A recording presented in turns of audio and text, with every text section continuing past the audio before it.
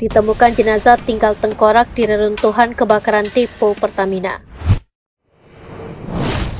Petugas evakuasi dari Palang Merah Indonesia Jakarta Utara menemukan jenazah tinggal tengkorak di puing-puing sisa kebakaran depo Pertamina Pelumpang Koja Jakarta Utara.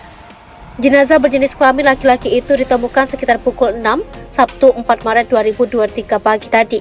Saidi mengatakan jenazah tinggal tengkorak itu tertimbun reruntuhan puing rumah yang terbakar. Menurut keterangan pengurus wilayah setempat, korban merupakan seorang pengusaha warung kelontong. Adapun berdasarkan catatan Tribun Jakarta, hingga Sabtu pagi ada sebanyak 16 orang korban tewas dalam kebakaran maut Jumat 3 Maret 2023 malam tadi. 13 orang tercatat meninggal dunia hingga pukul 2 Sabtu dini hari. Kemudian 3 korban tewas lainnya ditemukan Sabtu pagi ini. Api yang berkobar sejak pukul 20 Jumat malam baru bisa dipadamkan secara menyeluruh pada pukul 2 Sabtu dini hari.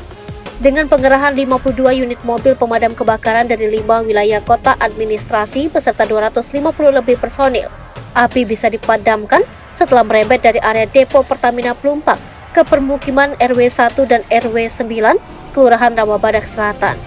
Perwira Piket Suku Dinas Penanggulangan Kebakaran dan Penyelamatan Jakarta Utara, Idrisman mengatakan, objek utama yang menjadi titik awal api dalam kebakaran depo Pertamina Pelumpang ialah pipa tangki BBM. Hingga saat ini juga polisi masih melakukan penyelidikan terkait penyebab pasti kebakaran.